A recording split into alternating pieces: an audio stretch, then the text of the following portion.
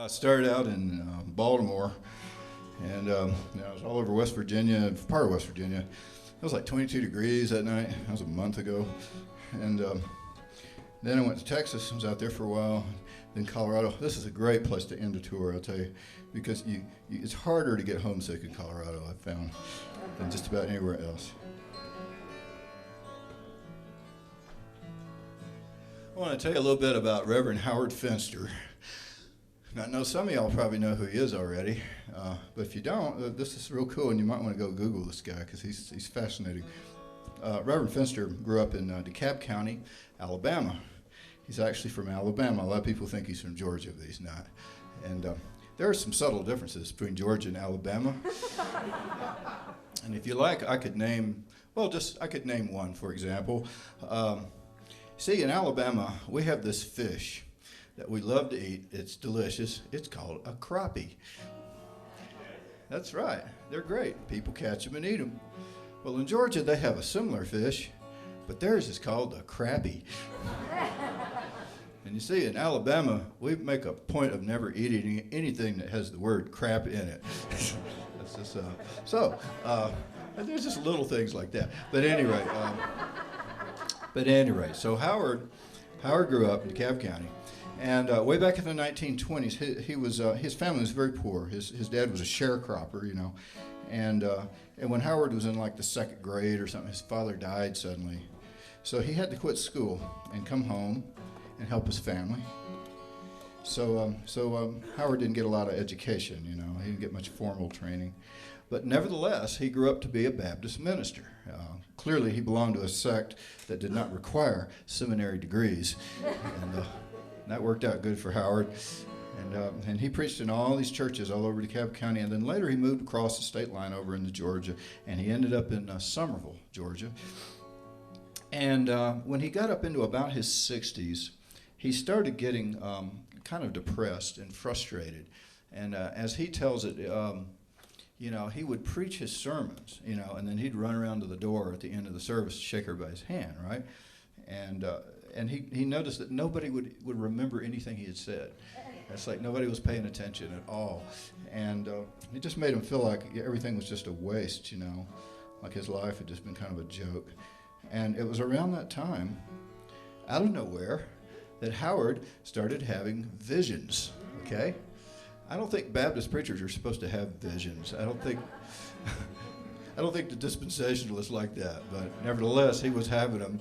And the visions told him that the whole world was going to hear his sermons, right? But he wasn't going to preach them. He was going to paint them, okay? Now, Howard had never painted anything in his whole life, maybe a barn or something, you know. And but the vision said that doesn't matter.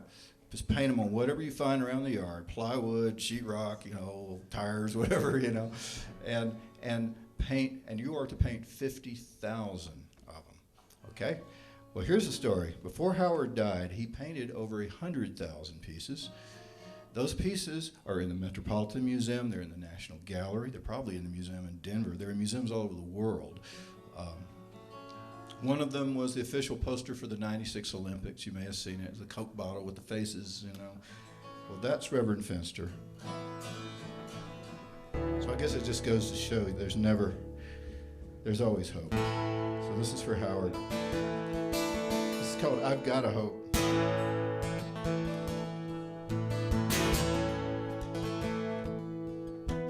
Man is born to trouble all the days of his life, as the sparks fly upward from bonfires at night.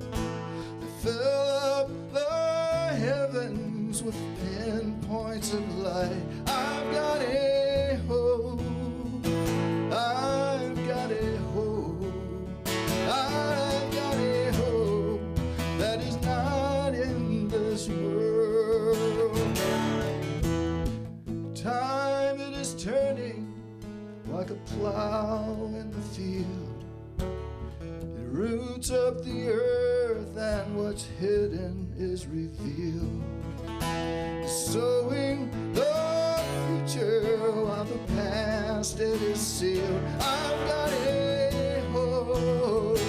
I've got a hope.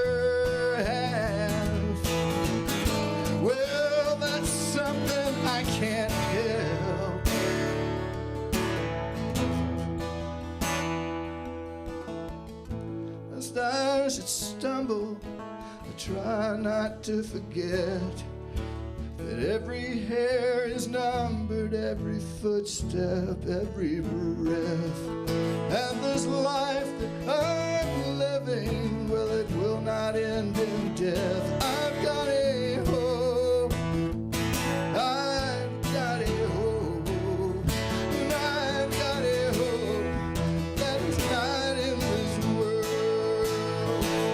I've got a hope that is not in this world.